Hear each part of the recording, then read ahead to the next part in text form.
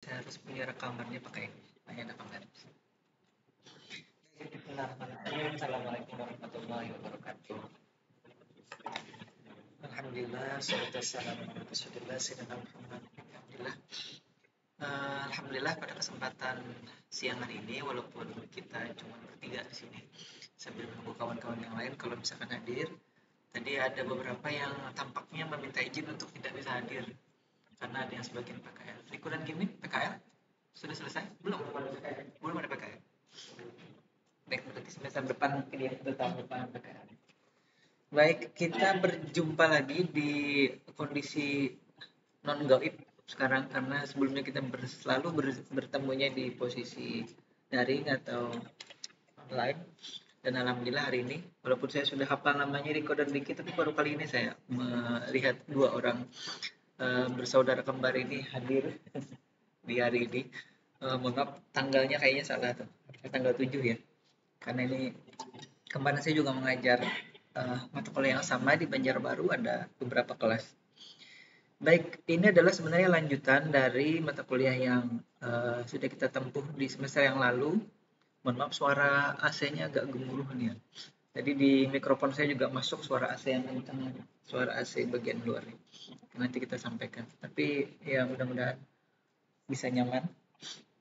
Ini mouse saya tidak bisa jalan di dalam di atas meja, jadi saya matikan dulu. Punya mousepad? Nah, saya pinjam dulu ya. Karena nggak bisa jalan kalau di atas kaca. Nah, terima kasih, saya pinjam dulu. Baik, kita sebenarnya karena saya tidak perlu berdiri karena hanya berdua dan bertiga dengan saya. Yang kita bicarakan hari ini sebenarnya hanya sederhana aja, kontrak kuliah seperti biasanya. Kemudian nanti kita sistem perkuliahannya seperti apa. Saya kira Riko dan Ricky sudah hafal ya. Ini Riko yang ini ya. Yang kakak yang mana nih? Riko yang kakak ya. Kembar Siam ya berarti ya. Kembar.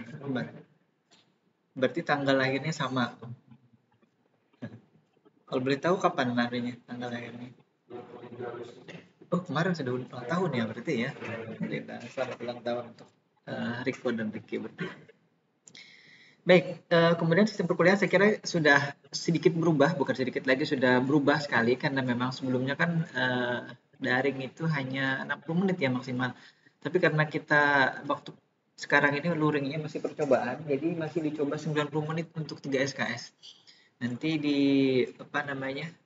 materinya masih harus diunggah ke LMS, ke e-learning. Jadi Riko dan Ricky dan kawan-kawan yang lain juga harus nanti coba tetap mengakses ke sana.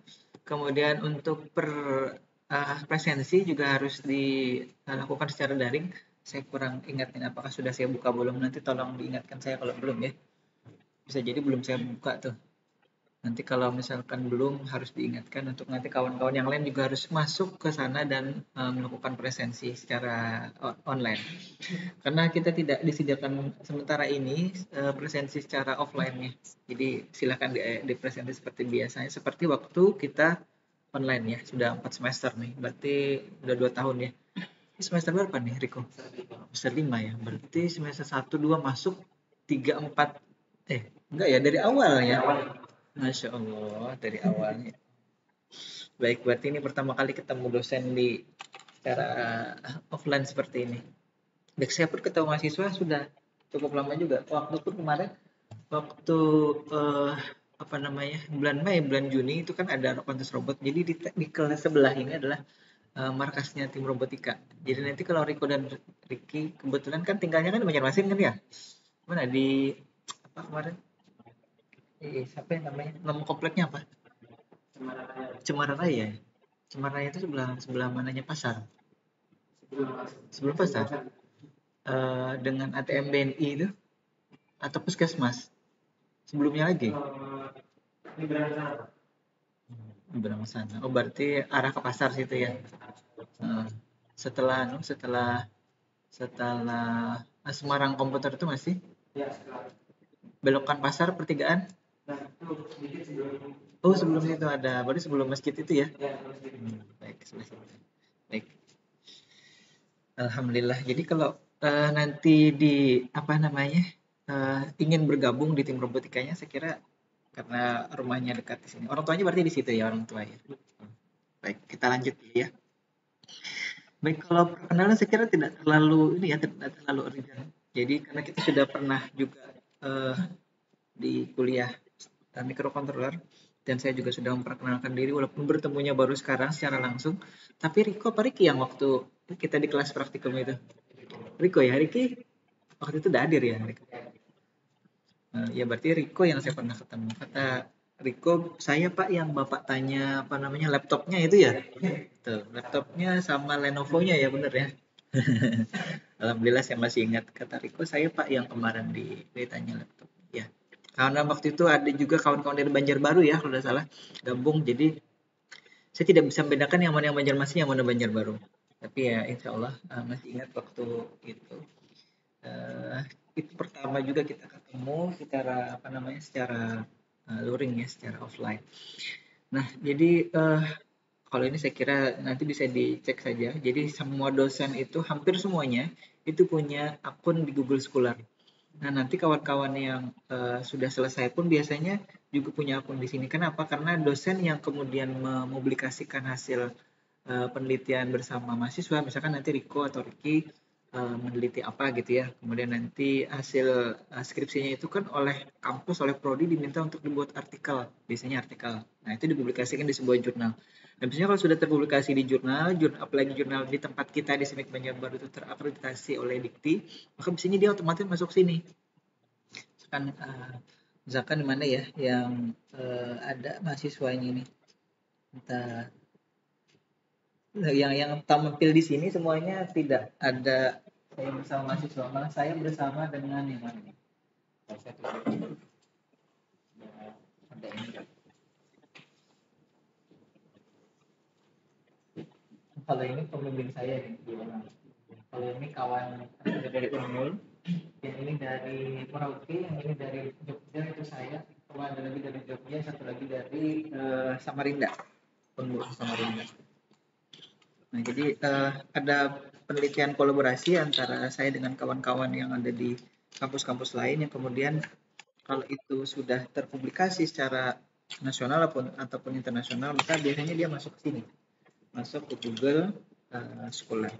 Nah, jadi kalau misalkan ingin tahu lebih detail, kira-kira dosen A, dosen B itu dia atau beliaunya fokus ke penelitian apa saja, nanti bisa dilihat di sini. Misalkan saya kan ini ada 2014 ya. Nah, ini saya bersama Pak Hugo nih. Nama jurnalnya Telkomika, ini volumenya volume 12, nomor 2. Halamannya sekian, itu 2014. Ini sudah dirujuk oleh penelitian lain sebanyak 15. Baru sedikit nih kalau dibandingkan dengan beliau-beliau ini, yang lain-lain ada di sini nih. Ini namanya co-author ya. Co-author itu apa namanya, teman sepenelitian lah istilahnya seperti itu ya. Ada kalau ini kebetulan bimbing promotor saya waktu S3 itu dua orang. Beliau-beliau ini.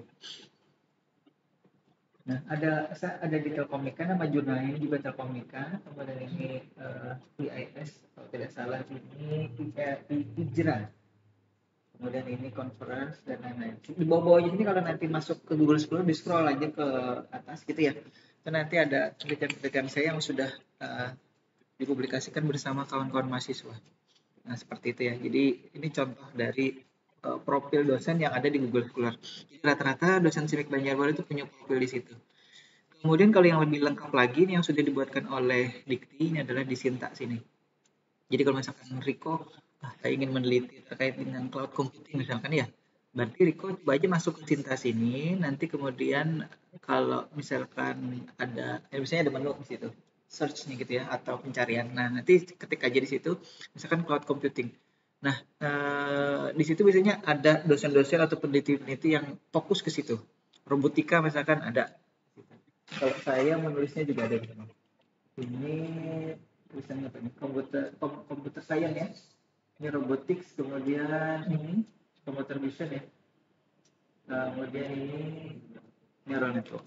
Nah, jadi itu bidang saya yang kebetulan sudah disetting di Sinta sini. Jadi Sinta ini buatannya Dikti yang mengakomodasi hampir semua peneliti seluruh Indonesia. Kemudian nanti dibagi-bagi bidang ilmunya. Dan ini juga menjadi apa namanya sarana untuk Dikti itu sekarang namanya Kemdikbud Ristek Dikti. Nah, Ristek, nggak pakai Dikti, Kemdikbud Ristek gitu. Nah, dari sini nanti si Dikti itu, Kemdikbud itu punya sarana untuk ranking. Jadi dosen misalkan kayak saya atau Pak Bahar atau Pak Boy atau Pak Husen itu atau Pak Biarto atau yang lain, semua dosen yang ada di seluruh Indonesia itu diperingkat siapa yang paling tinggi skornya, dan itu berdasarkan jumlah publikasi di situ ya.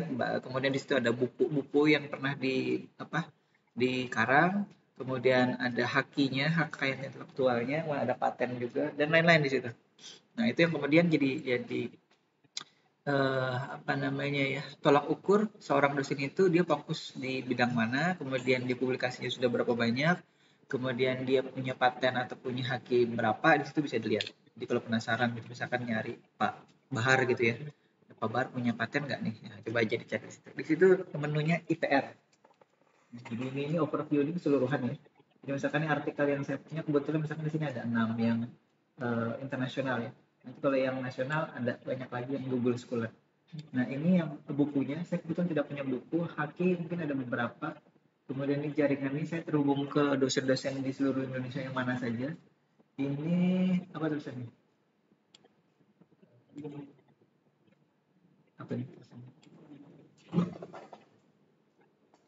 Nama dokumen. Ini ada dokumen yang terinstall di nama itu ada ini juga dia terkait dengan dokumen komunikasi, kemudian informasinya di jurnal nasional. Google Story tadi yang ini apa namanya website mereka risetnya apa saja, maksudnya kalau tidak ada itu masuknya ke sini. Nah, ini stok dokumennya kita nasional bahaya.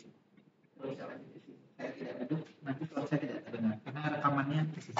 Kebetulan belum punya mikrofon yang terhubung secara wireless. Nanti kalau misalkan tidak ada dari kampus itu tidak bisa. Nah, ini YouTube. Saya kira Recorder Ricky sudah subscribe ya. Ini intermezzo aja. Saya sudah bilang ini tidak ada paksaan. Cuman saya nanti kalau misalkan ini bagus rekamannya, ini saya upload lagi. Nanti biar kawan-kawan yang kebetulan tidak hadir hari ini itu bisa nanti melihat di situ. Jadi kalau IG saya tidak terlalu aktif. Kalau kadang-kadang saja ada yang saya upload ke situ, tapi bukan sesuatu yang viral juga, biasa aja. Bukan untuk gaya-gayaan juga tidak. Kebetulan aja kalau misalkan kadang-kadang ada informasi macam-macam di situ ya, di IG itu ya. Ada informasi lomba, ada informasi misalkan dari Dikti, dari kementerian lainnya. Kadang-kadang kalau misalkan kita ingin ikut seminar, nah, kalau misalkan ikut seminar apa itu kadang-kadang kan kita harus follow IG-nya gitu kan ya. Kemudian follow akun Twitter-nya misalkan, kemudian join apa itu ya di Facebook-nya juga. Nah, itu yang jadi masalah. Jadi kalau misalkan kita tidak punya itu pada saat kita mau mendaftar sebuah event dan ternyata mereka mengharuskan itu dan harus di screenshot kan, nah itu jadi masalah. Jadi perlulah juga punya. Sekedar ini aja, sekedar punya aja. Biar tidak ketinggalan zaman gitu ya, apa yang ada di IG, apa yang ada di Facebook. Tapi walaupun gitu, coba aja dicek. Saya Facebook itu mungkin sudah bertahun-tahun tidak pernah posting apa-apa di situ. Kecuali mungkin kalau ada yang men-DM atau yang bertanya via direct message itu baru saya ini. Kemudian ini Twitter juga. Kalau Twitter saya cenderung menggunakannya untuk keperluan, misalkan kalau ada keluhan di internet, langganan PLN, kemudian ini telepon pasca bayar, saya biasanya masuknya ke Twitter ini karena mereka lebih cepat jawabnya. Ada petugas khusus yang standby di Twitter itu. Jadi saya bukan posting ya, DM juga namanya. Saya lupa namanya. DM aku tidak salah ya. Di situ kemudian mereka jawabnya cepat daripada saya ngirim email atau agak lama biasanya. Nah, seperti itu ya. Jadi Twitter itu kebanyakan saya gunakan untuk itu. Nah, kemudian untuk kuliah karena kita sudah luring, maka nanti ya seperti ini kuliahnya. Jadi kalau di Banjarbaru kemarin cukup ramai, akhirnya kuliahnya di aula. Jadi sebenarnya juga oleh kampus harusnya disusun ada jedanya. Jadi kalau misalkan di situ Ricky duduk, mungkin hanya berdua sebenarnya harusnya. Jadi duduknya apa namanya, jadi susun kursinya agak rapat nih. Harus ini kan mungkin jaraknya hanya 30 sampai 40 cm ya, atau mungkin 40 cm. Nah, kalau yang idealnya harusnya kursi tengah ini nggak ada. Itu untuk syarat dari luring sekarang. Tapi karena kita hanya ber-12 menurut prodi yang ada di kelas Banjarmasin sini, ya nggak apa-apa, santai aja sebenarnya. Itu juga saya tidak menggunakan masker, kawan-kawan mahasiswa juga boleh, dan atau mau menggunakan masker silahkan, tidak masalah. Dan mudah-mudahan kita sehat semuanya ya selalu. Baik, jadi sekali lagi kalau saya tidak terlalu ini ya, kalau untuk presensi walaupun tidak hadir secara apa namanya, secara luring atau sebelumnya daring gitu kan, asalkan ya sudah isi aja presensinya, karena saya kasihan kalau misalkan presensinya kurang dari berapa, 70 apa 80 ya, 75 ya, berapa, 70 ya. Nah itu kan udah boleh ikut UAS ya, kasihan ya jadinya ya. Saya biasanya udahlah ikut aja. Masalah nanti nilainya ternyata kurang, itu ternyata karena mungkin tidak banyak tidak hadirnya, itu tidak masalah berikutnya. Yang penting memenuhi syarat dulu untuk ikut UAS gitu. Tapi mungkin ada sebagian juga dosen yang harus ini ya, saklek gitu ya. Kalau tidak hadir nggak boleh ngisi absen gitu. Ya, saya tidak terlalu seperti itulah. Seperti biasanya, santai aja di kita. Yang penting mahasiswa bisa apa namanya, hadir. Kalaupun misalkan tidak bisa menyimak secara langsung seperti ini, nanti tonton aja di YouTube gitu ya, hasil rekamannya. Kalau Banjarbaru kemarin saya tidak menyiapkan kamera seperti ini, belum nyeting apa-apa, jadi infrastrukturnya juga kemarin saya setengah 8 sampai situ, naik ke lantai 4 aula, kemudian ikut dengan apa namanya, petugas menyiapkan mic segala macam. Jadi masih repot kemarin karena baru pertama kali itu kan di semester ini, jadi masih banyak yang harus disiapkan. Mikrofon juga di kelas yang pertama itu tidak nyala mikrofonnya, baru di kelas kedua dan di kelas ketiga nyala. Kalau sekarang karena hanya kita sedikit, kalaupun 12 orang di sini kan masih mungkin masih terdengar sampai ke belakang suara saya. Karena suara saya cukup pelan. Mungkin kalau di daring itu terdengar keras karena saya pakai mikrofon. Mikrofonnya itu dekat sekali dengan sini. Tapi di kamera itu mungkin tidak terlihat. Karena Zoom sudah bisa memfilter bagian yang tidak diperlukan gitu. Walaupun background belakang saya itu kan ada virtual backgroundnya. Tapi mikrofon saya yang dekat saya ini tidak ditampilkan oleh dia. Jadi tidak sadar bahwa kawan-kawan mahasiswa itu saya punya mikrofon dekat sekali di sini. Karenanya suaranya mungkin agak kencang di situ ya. Baik, kita lanjut lagi. Kalau soal tugas saya kira tidak masalah. Nah ini kalau si kita melakukan perkuliahan nanti ya tidak sama ya, ini Selasa dan Rabu harus saya tulis. Iya, nanti saya lupa bahwa hari ini ada kuliah juga. Saya tadi harus ngecek lagi WA-nya Prodi. Ini hari apa sih kuliahnya? Ternyata ada Rabu. Jam berapanya saya lihat lagi. Tadi saya salah kelas juga ke depan situ. Saya buka karena kebiasaan kuliahnya daring di studio situ. Jadi saya tadi ke situ. Oh iya bukan di sini ya. Terus saya nanya ke Mas Ade, Dek, kuliahnya di mana? Di belakang Pak. Katanya, oh sudah saya balik lagi ke sini. Nanti dia sudah duduk. Jadi kalau saya kuliah biasanya saya lebih dulu mempersiapkan karena peralatannya banyak gitu ya, apalagi yang untuk live streaming ini saya kebetulan tidak berani live streaming karena apa? Karena infrastrukturnya belum siap. Saya takut di sini tidak kuat internet segala macam. Jadi sudahlah, saya rekam dulu. Jadi ini saya rekam nanti saya unggah ke YouTube untuk nanti kawan-kawan yang tidak hadir hari ini bisa nanti melihat lagi. Jadi kawan-kawan yang tidak hadir nanti bisa melihat juga apa yang kita bahas di pertemuan kali ini. Karena mungkin di pertemuan mata kuliah yang lain itu bisa jadi tidak ada materi dulu ya. Tapi kalau hari ini karena sudah mubajir, saya sudah ketemu dua kawan-kawan kita dan sudah apa namanya berkenan hadir di siang ini. Kita akan masuk materi nantinya ya. Nah jadi kalau untuk masalah tugas dan lain-lain, saya kira Riko dan Riki sudah tahu ya seperti apa penilaiannya, berapa persen porsinya, kemudian nanti peraturan penilaian dari prodi seperti apa, termasuk tadi berapa persen harus terpenuhi untuk nilai presensinya. Nah, seperti itu ya. Baik, ada yang ditanyakan dulu sampai sini, Riko dan Riki? Mungkin ada yang kira-kira kuliah, praktikumnya seperti apa gitu ya. Kalau kita di Banjarmasin sebenarnya lebih mudah karena peralatannya ada di sebelah. Nah, dari sebelah. Insya Allah nanti kalau misalkan memungkinkan, saya juga akan mencoba mengajukan untuk meminta peralatan itu ke prodi. Saya sudah sampaikan kemarin ke Bu Ketua, Bu, kalau kami meminta peralatan itu kemana? Kata Bu Yulia, Bu Ketua Stindik Banjarbaru, ke prodi dulu. Berarti karena ini sudah jalan mata kuliahnya, jadi kan kita nanti ajukan sama-sama. nanti akan ada perwakilan mahasiswa yang juga tanda tangan di surat pengajuannya itu untuk kemudian kita sampaikan ke prodi. Nah, apa yang kita minta nanti paling tidak basic dari kalau kita ngerakit robot yang apa namanya, yang simpel, yang sederhana gitu ya, paling tidak itu. Kemudian kalau nanti yang mau lebih kompleks itu ada di sebelah. Nah, kebetulan ada kemarin saya bawa juga robot yang dari Banjarbaru karena habis PKKMB kemarin itu robotnya saya bawakan ke sana. Jadi hari Senin ya, kapan itu ya, tanggal 22 Agustus kalau tidak salah. Itu saya bawakan robotnya ke sana karena saya ngisi hari Seninnya itu. Tapi untuk UKM robotikanya hari Kamis kalau tidak salah. Nah, hari Kamisnya saya bilang saya tidak ada di Banjarmasin karena masih ada tugas ke Tangerang. Jadi hari Senin itu saya bawa ke Banjarbaru, kemudian saya tinggal. Baru kemarin hari Selasa habis mengajar saya bawa lagi ke sini. Tapi karena saya tidak bawa mobil, jadi saya naik motor dari rumah. Robotnya ada di rumah, di garasi, di mobil. Tapi robot satunya ada di sebelah sini. Nanti kalau misalkan mau lihat-lihat di situ ya. Kebetulan ini belum aktif lagi kawan-kawan yang ada di UKM sana. Rencana mereka akan aktif setiap pekan atau paling tidak 2 minggu sekali ada ke sini. Yang banyak ketuanya kebetulan ada di Banjarbaru. Rafif namanya, mahasiswa baru, mungkin baru semester 3 nih. Iya, benar ya? Rafif semester 3 ya. Nah, jadi dia belum belajar belajar mikrokontroler, belum belajar pemrograman robotika, tapi sudah jadi karena dia aktif dari awal gitu. Jadi oleh kawan-kawan dan oleh kampus di daulat lah istilahnya ya untuk kemudian jadi ketua.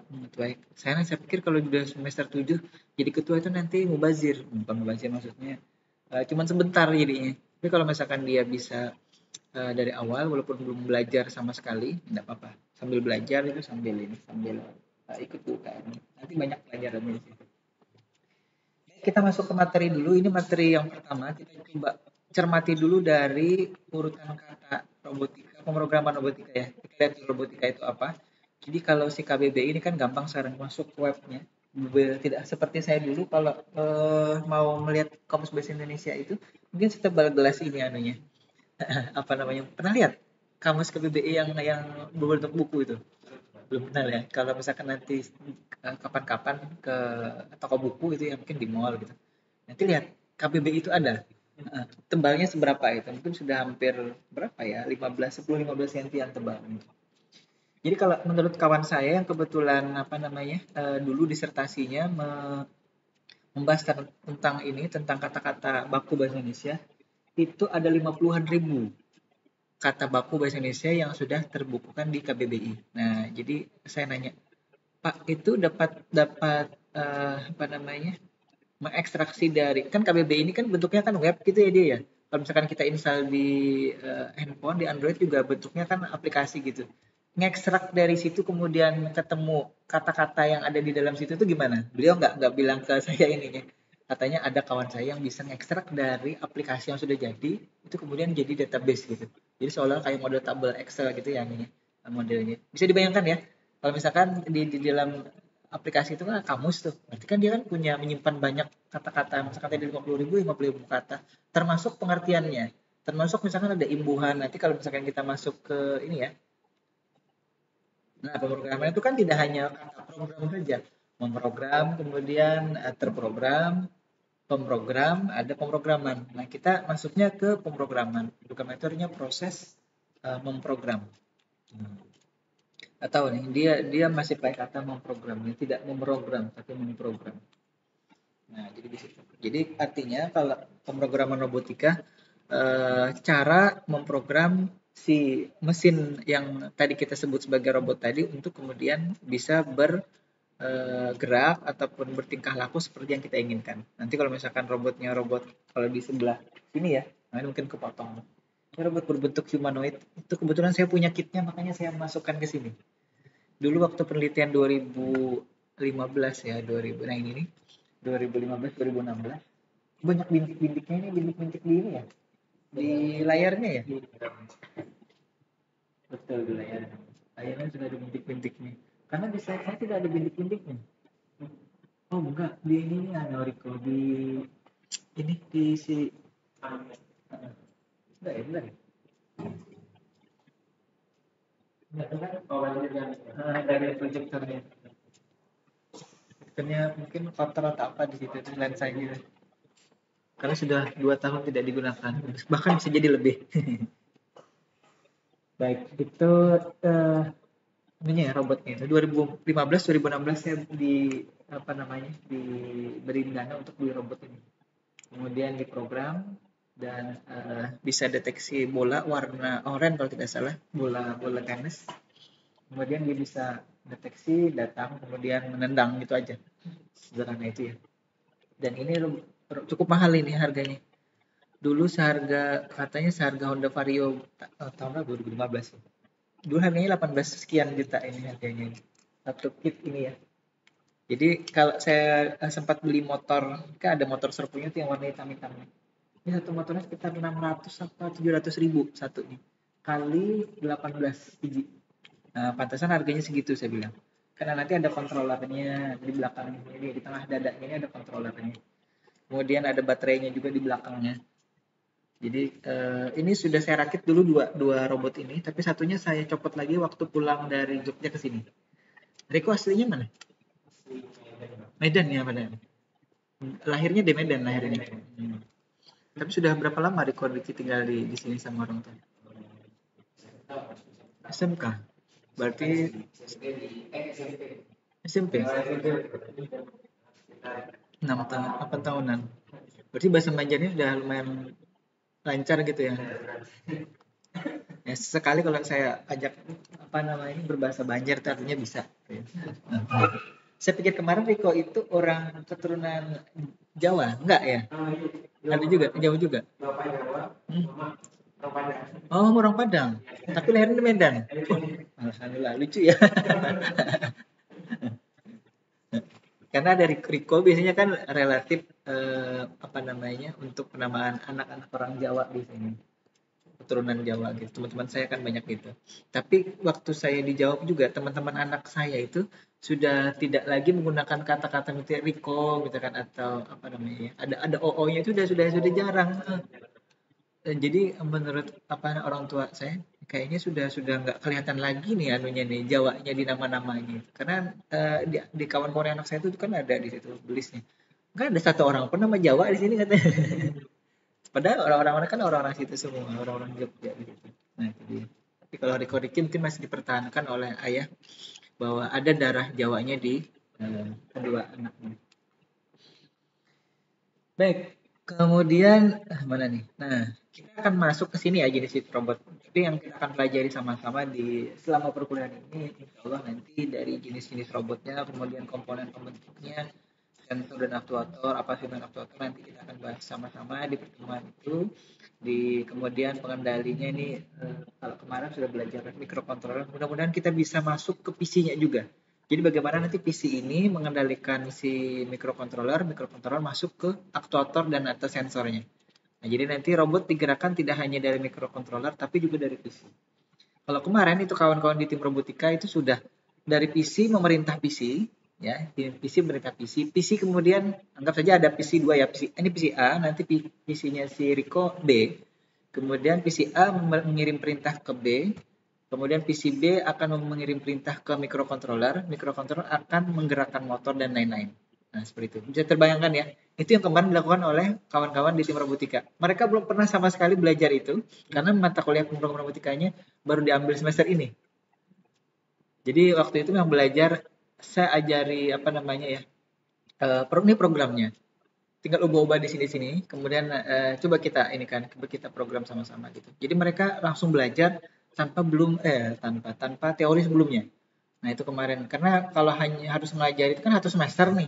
Ada berarti kawan-kawan itu cukup tahu programnya dulu, nanti teorinya belakangan seperti itu.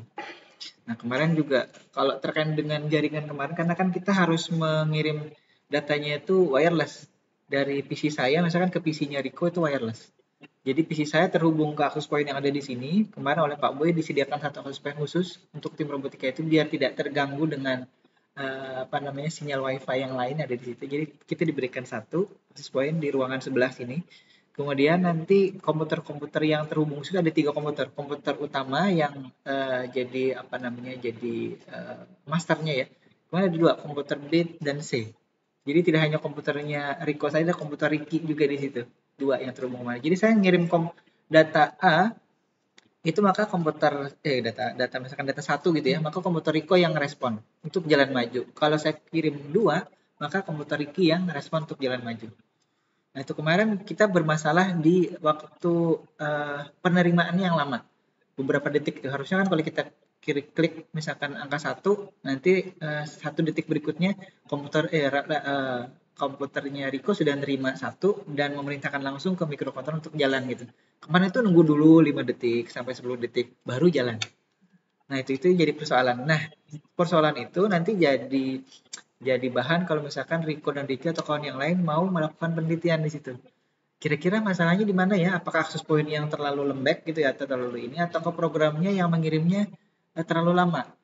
Padahal komputernya misalkan speknya sudah lumayan tinggi nih, misalkan nih komputer Riko sudah pakai Core i7 yang terbaru, misalkan generasi ke-10 atau generasi ke-11, atau bahkan 12 yang tahun ini, tapi ternyata penerimaannya juga lambat. Berarti dari mana? Dari penerimaannya yang lambat, apa dari pengirimnya yang lambat? Nah itu, jadi kalau misalkan penelitian di robotika itu tidak harus bangun robot satu, diprogram dari awal sampai jalan, enggak. Misalkan Riko ambil bagian yang tadi, bagian urusan kirim-kirim datanya. Kemudian Ricky bagian urusan nerima datanya tuh. Kan sama-sama tuh. Ini ngirimnya apa yang salah? Jadi sama-sama. Karena ini kan dua bersaudara nih. Saya kira itu cocok tuh untuk dijadikan bahan penelitian tuh. Lagi pula apa namanya ininya sederhana dan tidak perlu modal banyak.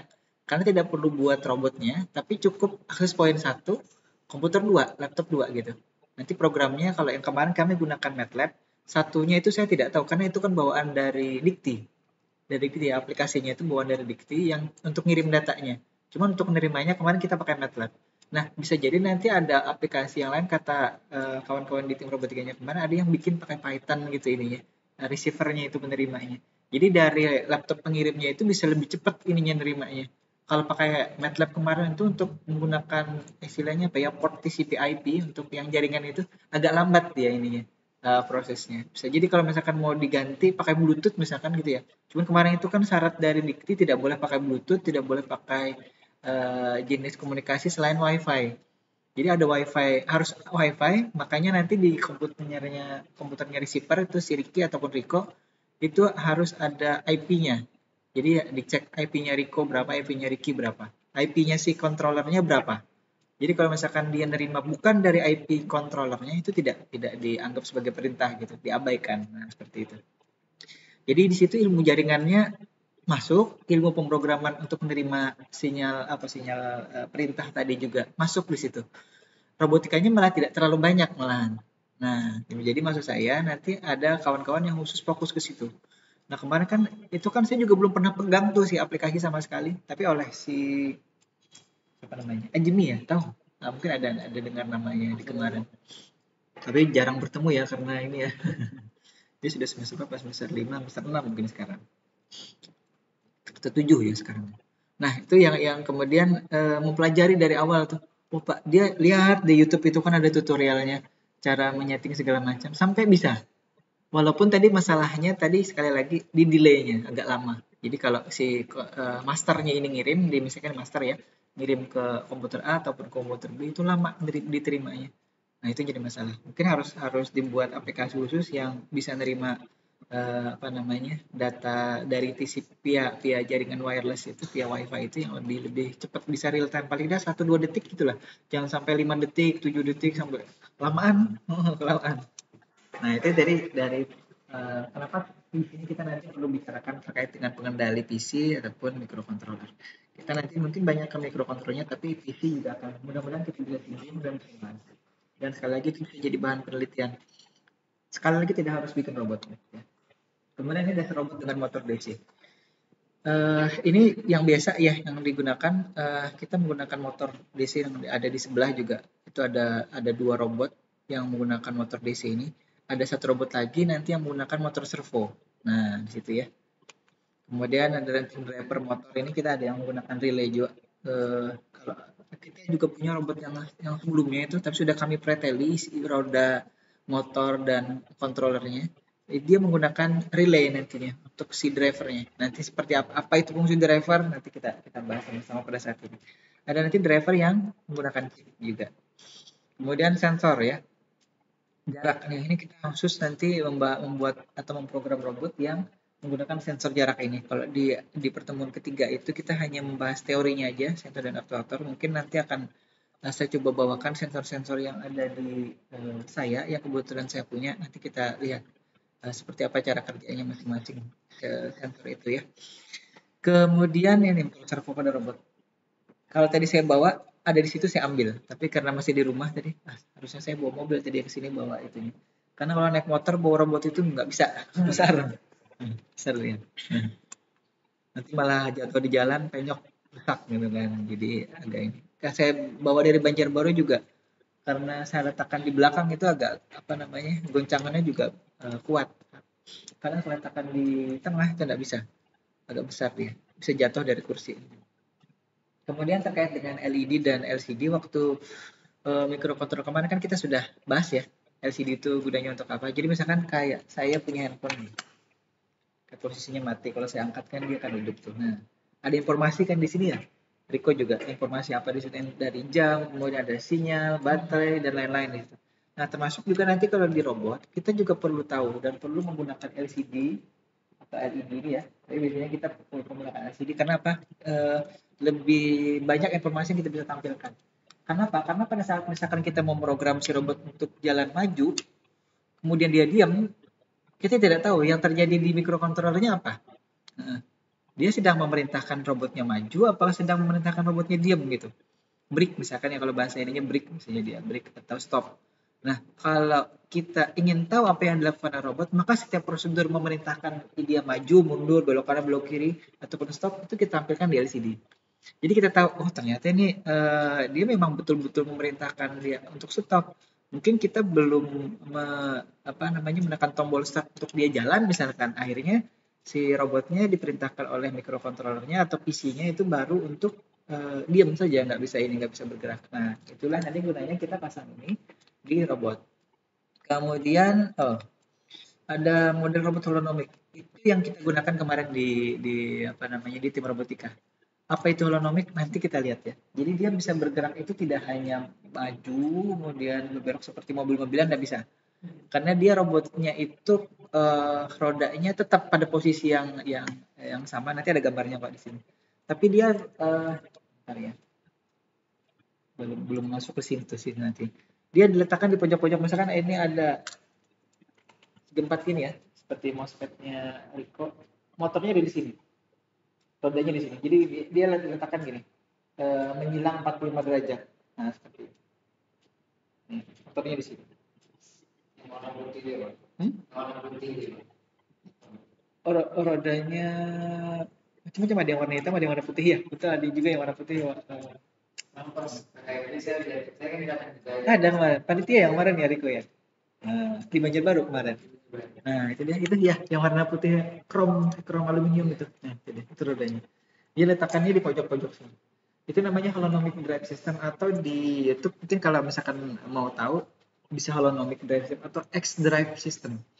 Jadi dia bergeraknya tuh bisa maju, mundur, kemudian bergeser ke kanan, bergeser ke kiri, dan juga bisa ke sini, ke pojok-pojok sini. Dia bisa bergerak ke situ, atau ke bawah ini, pojok kiri ini, pojok kanan. Nah, dia bisa bergeraknya berapa arah ya?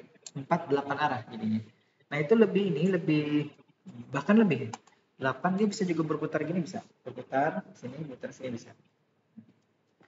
Jadi dia lebih dinamis ya, daripada mungkin kalau kita buat robot yang hanya, nanti kita juga buat robot yang seperti mobil-mobilan biasa itu. Nah, ya kita buat robot yang itu juga nantinya. Tapi cara beloknya tidak membelokkan roda depan. Jadi mungkin nanti cara beloknya, kalau misalkan belok kanan berarti roda kanan itu bergerak bergerak mundur lah istilahnya, nanti roda kirinya yang maju. Jadi dia nanti belok geraknya gini. Nah, gitu.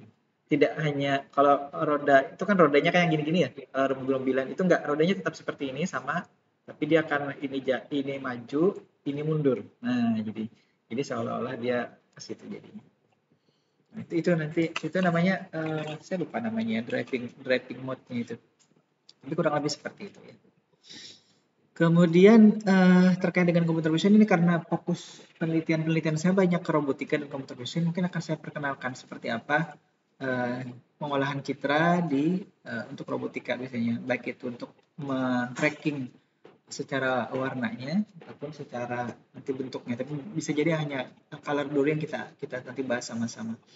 Jadi ada perbedaan antara detecting dan tracking gitu ya. Jadi kalau misalkan saya tadi melihat ada mahasiswa yang masuk situ, saya deteksi, oh ini ada mahasiswa masuk. Kemudian kalau saya lakukan tracking, saya akan ngikuti terus.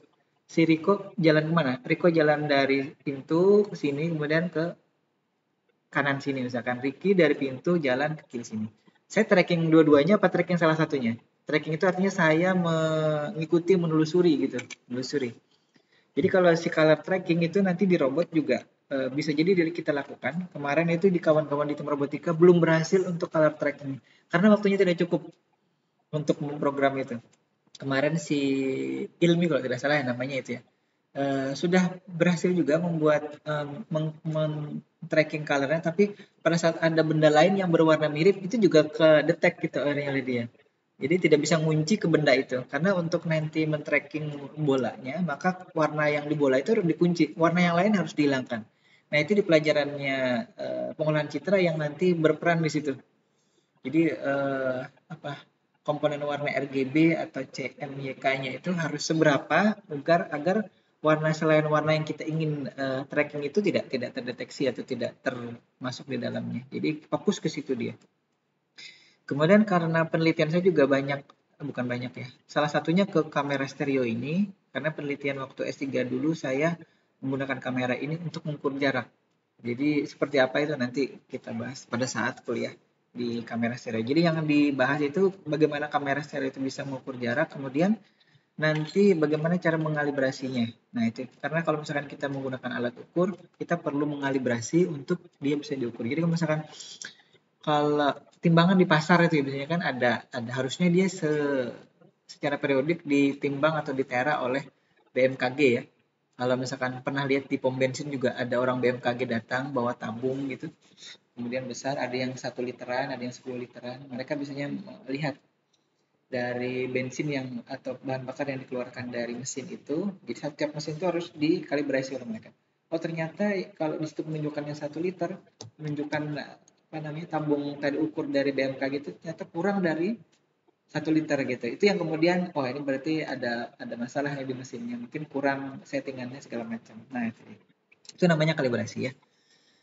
Kemudian termasuk aplikasinya dan lain-lain di situ. Kemudian ada materi-materi yang lain bisa jadi terkait dengan tadi yang bagaimana mengoneksikan dua komputer menggunakan DCP/IP. Itu bisa jadi nanti kawan-kawan yang sudah masuk di tim robotika bisa jadi ikut menjelaskan di situ. Karena mereka yang waktu itu belajar banyak, saya hanya ikut saja. Saya nanya, coba hanya menginstruksikan si Ajuni tolong pelajari bagian itunya, si ini tolong pelajari ini, tolong pelajari ini. Kan kita berbagi tugas. Karena misalkan semuanya fokus ke pemrogram aja, nanti robotnya nggak jadi. Jadi misalkan ada siapa namanya? Anam ya, tahu ya bahwa Anam ya. Nah itu fokus misalkan ke pembuatan fisiknya, dia yang gerinda, dia yang gergaji, dia yang mengklaim segala macam. Nah itu Anam biar aja fokus ke situ dulu. Nanti ada yang fokus bagaimana menyediakan kamera di 4 sudut. Kemarin itu 4 sudut ruangan sebelah itu harus dipasangi kamera. Jadi kamera yang ada ini kan termasuk kamera integrated yang di laptop sini itu nanti untuk pada saat Zoom meeting. Kan lombanya kan online. Jadi si juri itu harus melihat secara keseluruhan ruangan itu di 4 sudut. Nah itu yang kemana agak repot juga kita menyiapkan kamera karena infrastruktur kameranya yang belum lengkap. Jadi kamera-kamera yang ada dibawa semua ke situ kemarin. Kamera di laptop ada 2, kamera siapa lagi dibawa 1 lagi. Kamera Pak Boy juga pinjem. Nah itu kemarin ya.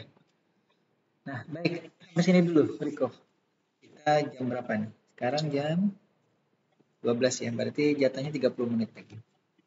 Kalau nanti ajan biasanya kita persilakan kalau yang mau salat. Baik, kita lanjut dulu ya.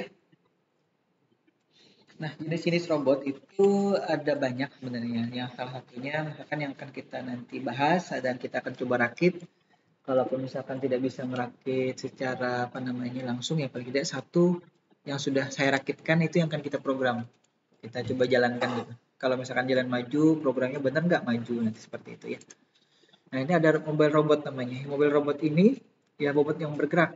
Jadi rata-rata kalau yang disebut sebagai mobile robot itu dia menggunakan roda untuk pergerakannya, baik yang seperti mobil-mobilan itu, kemudian seperti mobil remote control yang ban depannya bisa dimiringkan apa namanya 45 derajat kiri ke kanan, ataupun misalkan seperti tadi yang nanti kita punya itu robotnya rodanya fix di situ. Jadi dia tidak bisa apa namanya tidak bisa digerakkan kiri kanan, tapi dia bisa digerakkan arah jarum jam atau berlawanan jarum jam. Atau kalau dia diletakkan di lantai, nanti dia bisa roda kanan kirinya itu bisa maju mundur. Kalau nanti roda kanannya maju, roda kirinya mundur, maka nanti dia akan belok kiri. Dan sebaliknya seperti itu. Kalau dua-duanya sama-sama maju, maka nanti dia akan maju pergerakan robotnya ya. Kemudian ada robot manipulator ini. Robotnya sebenarnya berupa tangan, nanti ada gambarnya. Ada robot humanoid, ini karena human itu berarti berbentuk manusia. Mungkin kalau ada yang pernah di YouTube itu ada robot Sophia namanya. Ada ya robot Sophia ya. Itu yang cuman separuh badan atas itu, ada tangan, ada kepala, ada badannya gitu. Dia robot perempuan. Dia bisa diajak bicara oleh reporternya, itu diajak bicara gini dia jawab gitu. Ada ekspresinya, mukanya juga. Kata kemudian berikutnya itu Tesla juga katanya bikin juga robot, tapi nggak tahu sudah dijual apa berapa itu. Kemudian itu yang robot humanoid ya. Banyak lagi benar di Cina itu banyak. Nah, kita punya robot humanoid itu yang bentuknya seperti ini. Itu yang saya punya kebetulan. Kemudian kalau flying robot ya nanti itu robot yang terbang ya. Ada robot jaringan, kalau kawan-kawan Banjarmasin kemarin menyebutnya bot gitu. Jadi kalau misalkan di WA itu WA bisnis terutama ya, itu kan kalau misalkan kita mengirimkan pesan di luar jam kerja misalkan, dia akan jawab loh otomatis. Nah, itu namanya katanya bot itu, robot jaringan ya, robot network. Tapi di sini virtual pada sebuah jaringan komputer. Kemudian ada robot Animalia, ini animal itu binatang. Kalau yang banyak dan terkenal itu dari Boston Dynamics gitu. Coba aja di search di YouTube Boston Dynamics. Dia sudah bikin robot yang dia yang humanoid dia juga punya. Kemudian yang animalia juga dia punya. Kalau yang humanoid dia hanya bentuk badan, tangan, kaki. Kepalanya mungkin sensor kameranya di situ. Tapi tidak bisa berbicara, hanya bisa bergerak gitu, bahkan bisa menembak. Jadi dia sudah dilengkapi kemampuan untuk seperti robot militer gitu. Mungkin kalau di film-film kita sering ya lihat ya robot yang robot tentara istilahnya ya, robot tentara gitu. Nah, kalau di yang sekarang yang realnya itu juga sudah ada. Jadi kalau itu temannya dia tidak nembak. Tapi kalau misalkan sudah kan dia sudah di program tuh kalau targetnya apa misalkan patung itu maka dia hanya nembak gitu. Tapi kalau yang lain dia tidak akan tembak. Walaupun ada di depannya, di depan moncong pistolnya itu dia tidak nembak. Itu dari Boston Dynamics. Dan kita mungkin tidak sampai segitunya ya Hane ya nanti. Karena kita jauh di bawah itu, ketinggalan mungkin beberapa puluh tahun, termasuk yang mengajar juga. Itu sangat-sangat ketinggalan. Jadi memang kalau di S3 itu tidak dituntut untuk harus bisa semuanya. Jadi sekali lagi kalau di S1 itu kawan-kawan Rico dan Ricky dan kawan yang lain itu kan diminta untuk menerapkan metode ini atau misalkan cara untuk mempercepat koneksi atau pengiriman data dari komputer A ke komputer B dengan cara ini Pak pemrogramannya misalkan ini parameter ini diubah sekian atau misalkan di akses poinnya di setting maksimal untuk kirim dan terima datanya. Nah, itu yang kemudian oleh Rico dan Ricky nanti dibahas gitu. Tapi kalau misalkan di S2 ya, itu yang diminta adalah menggabungkan dua metode kemudian dilihat hasilnya seperti apa. Misalkan gabungan antara tadi neural network dengan Fuzzy misalkan. Itu seperti apa jadinya? Untuk keperluan di robotika misalkan itu ya, untuk keperluan jalannya. Jadi tidak untuk semua bagian, hanya untuk keperluan jalan neural network digabung dengan Fuzzy jalannya bisa lebih halus apakah lebih kasar nantinya. Terlepas dari nanti setelah digabungkan dua metode itu malah hasilnya lebih jelek itu tidak masalah.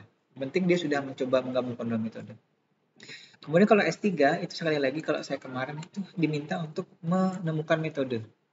Jadi walaupun metodenya sederhana, tapi metode itu yang kemudian jadi sumbangsih kita ke ilmu pengetahuan gitu. Jadi kalau saya dulu atau kemarin itu waktu S3 hanya saya hanya melakukan pengukuran jarak menggunakan kamera stereo. Sederhana ya, tampaknya sederhana ya, memang sederhana itu. Jadi saya bagaimana kalau misalkan kita menggunakan sensor ultrasonic ya kemarin waktu mikrokontroler ada enggak sensor ultrasonic? Belum sampai ke situ ya? Ya, nah kalau nanti kita masuk ke situ di pengukuran jarak dengan sensor ultrasonic itu kan banyak tuh.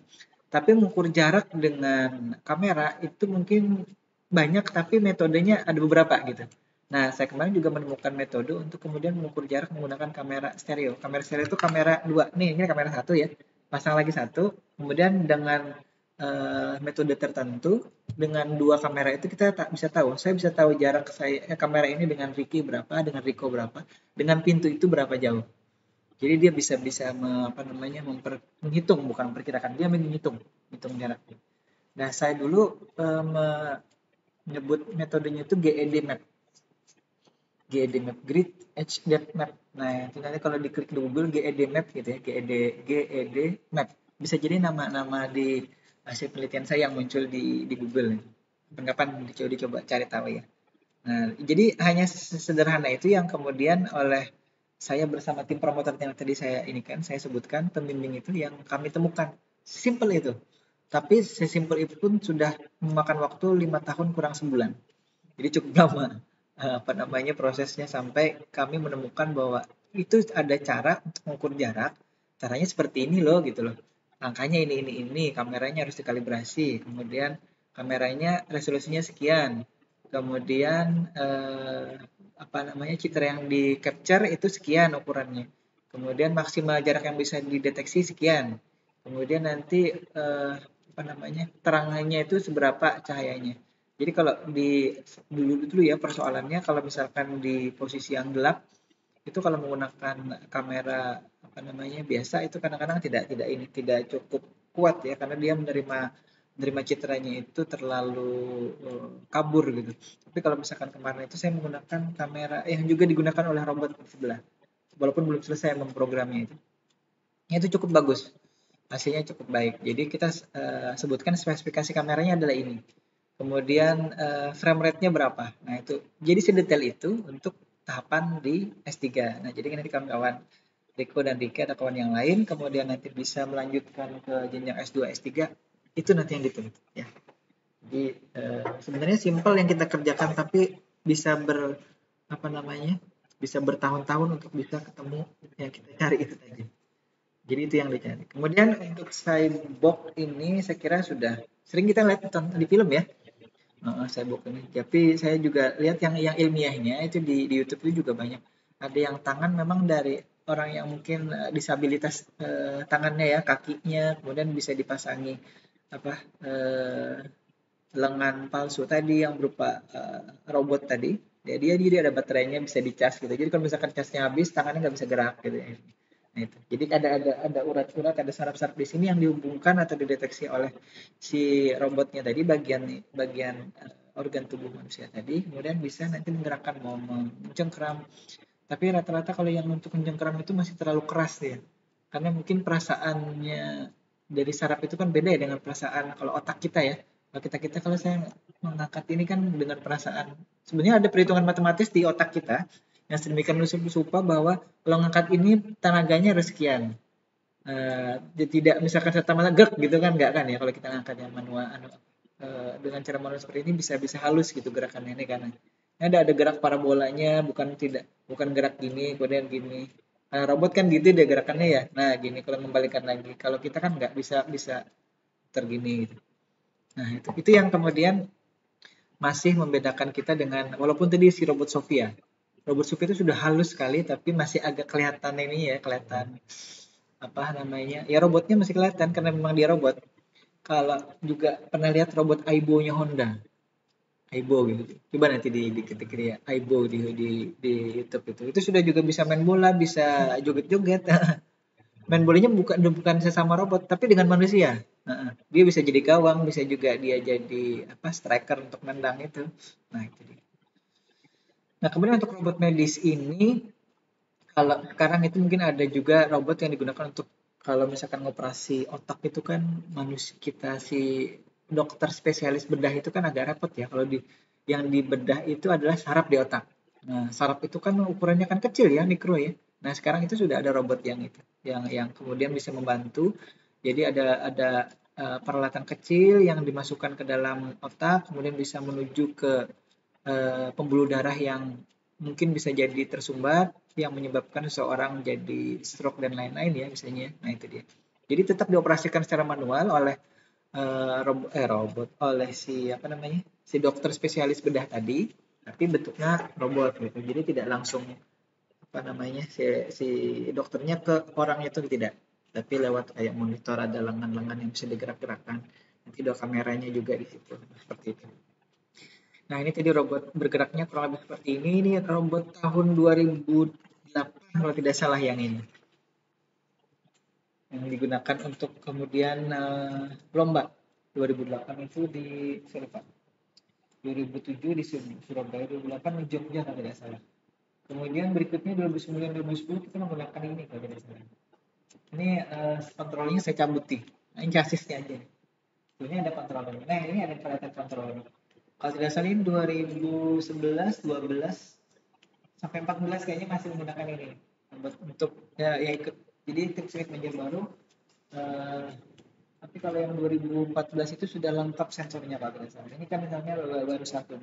Chassisnya ini, tapi sensornya ini sudah saya cabut-cabutin. Jadi ini ada rodanya. Ini chassisnya akrilik, bawahnya ini ada motornya nih, saya tunjuk nih motor.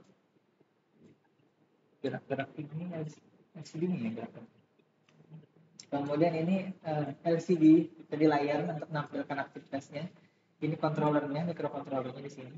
Ada driver motornya juga di sini. Kemudian ini baterai, ini motor servo, ini sensor ultrasonik. Nah, kalau yang digunakan untuk lomba, sensor ultrasoniknya biasanya paling tidak ada 6 sensor. Jadi depan, pojok kiri kanan, depan, kemudian kanan dan kiri, kadang itu juga dilengkapi dengan belakang. Jadi 6. 1 depan, 2 belakang, kiri kanan, 4 kirinya ya. Kemudian pojok kiri kanan depan. Biasanya itu. Kalau yang lebih lengkap lagi biasanya tidak hanya 6, mungkin bisa jadi 8. Bahkan mereka juga melengkapi dengan sensor-sensor yang lain, ada sensor inframerah, ada sensor warna, ada yang juga. Kalau robot yang kemarin itu ada sensor kameranya, tapi belum dioperasikan. Robot yang berkaki ya, Riko ya. Lihat ada nggak diperlihatkan oleh mereka? Robot berkaki.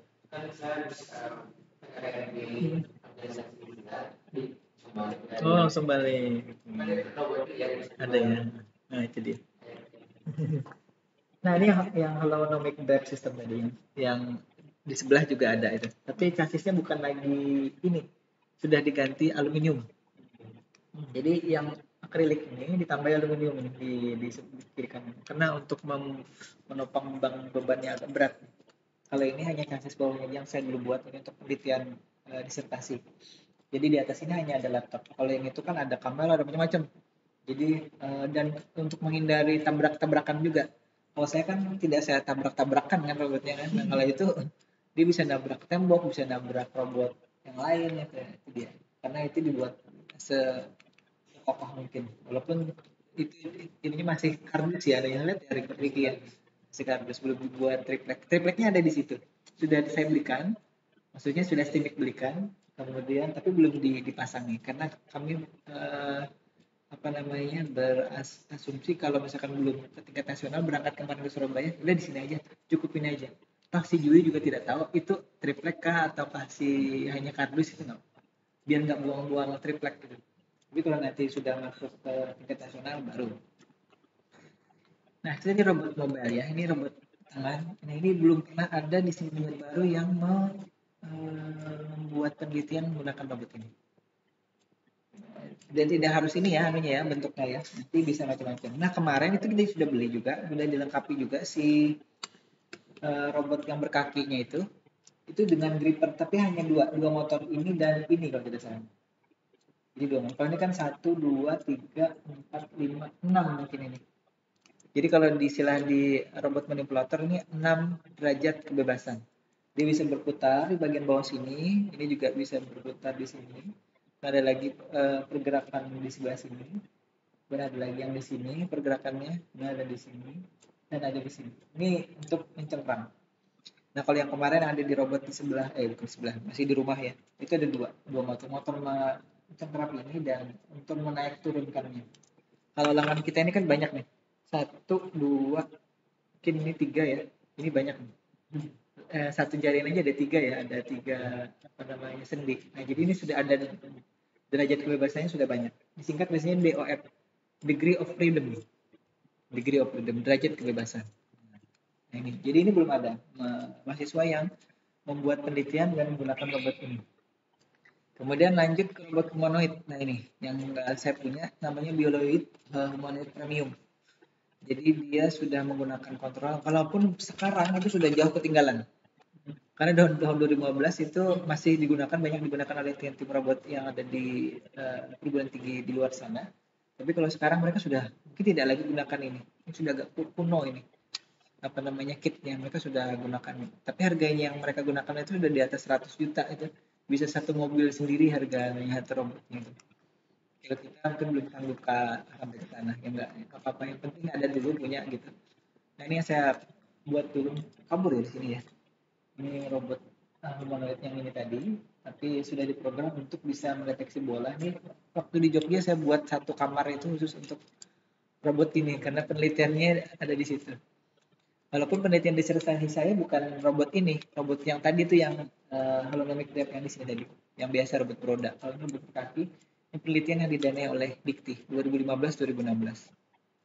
2017 baru saya bikin robot untuk apa namanya disertasi.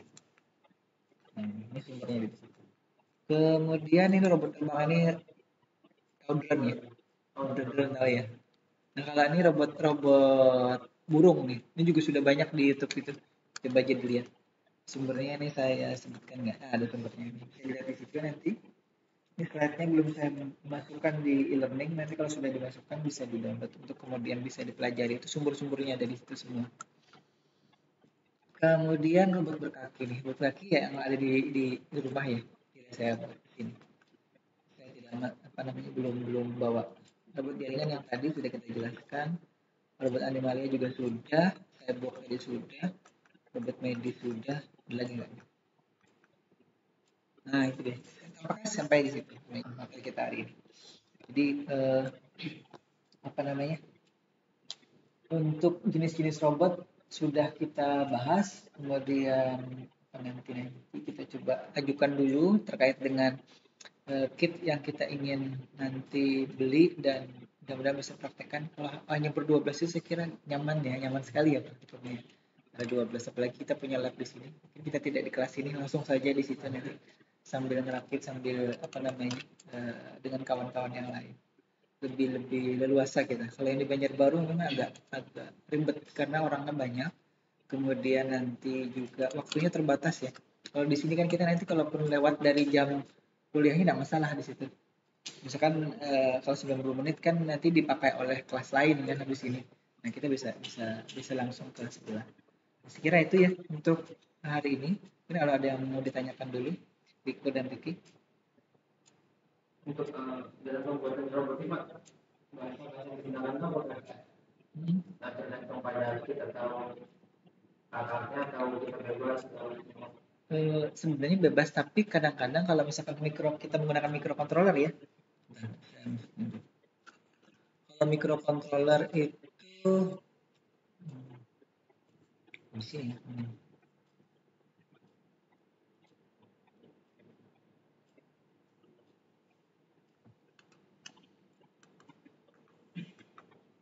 Nah, kalau microcontroller itu kan tergantung microcontrollernya. Kalau yang kemarin kita gunakan itu kan dia pakai Arduino ya, Arduino base. Berarti bahasa pemrogramannya adalah bahasa C. Nah, nanti kalau misalkan kita menggunakan robot yang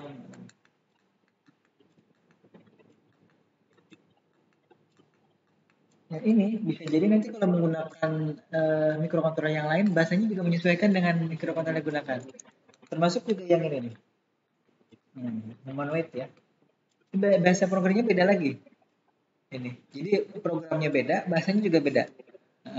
Nah, beda lagi nanti dengan robot yang berkaki saya tidak perlihatkan ada di sini bentar ya. Di sini enggak? Apa kemarin ya programnya itu ada? Mana sih? Ini sketch. Bentar saya kacamata. Enggak kelihatan. AVG mana ya? Ini yang mono tadi ini nih, yang Robo Plus. Bisa dibuka enggak? Nah ini anak. Enggak kelihatan sini. Saya tutup dulu slide-nya ya.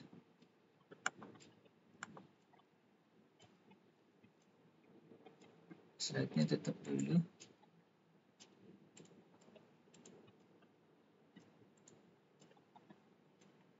Wah, masih extended ya. Nah, ini kitnya nih. Ini aplikasinya ini. Kemudian saya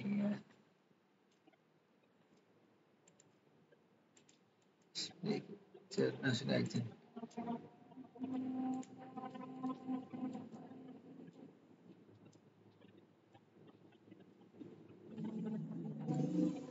Nah, ini aplikasinya ini.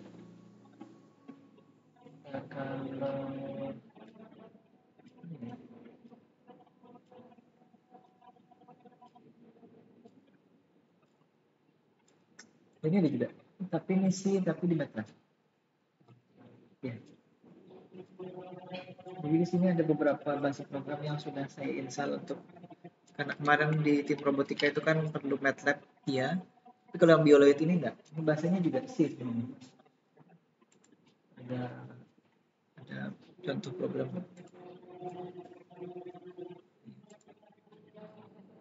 Bahasa ya. Desain programnya.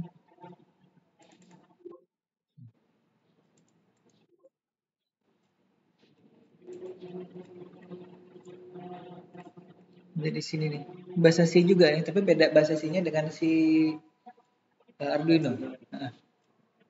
Kalau Arduino kalau tidak salah C++ ini saya lupa, ini C aja apa C plus atau C sharp gitu, nggak hafal saya ininya.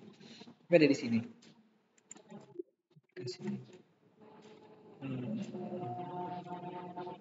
Saya lupa nyimpannya ada di sebelah mana nih, nanti saya cari lagi.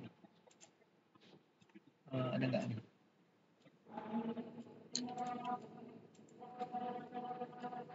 Nah ini salah satu program ini. Program tadi untuk deteksi warna. Kameranya itu di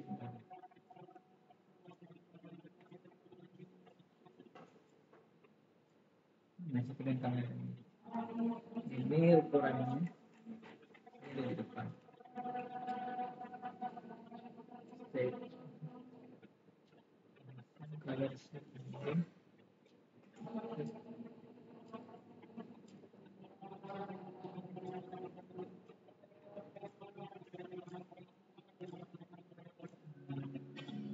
Ini kan ini proses set detection.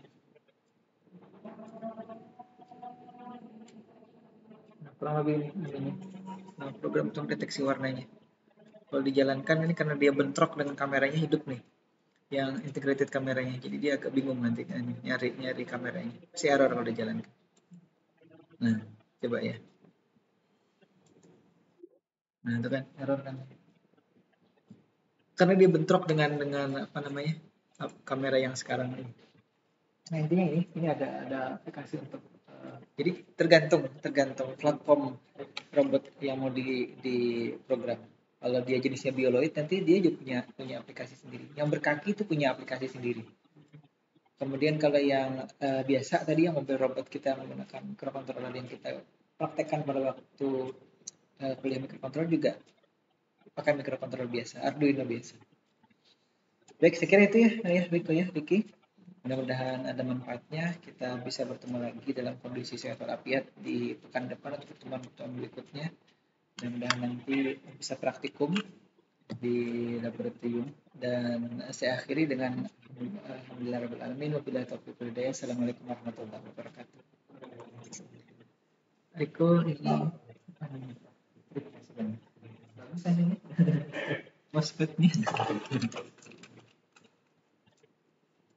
Karena ada sebagian MOSFET juga yang tidak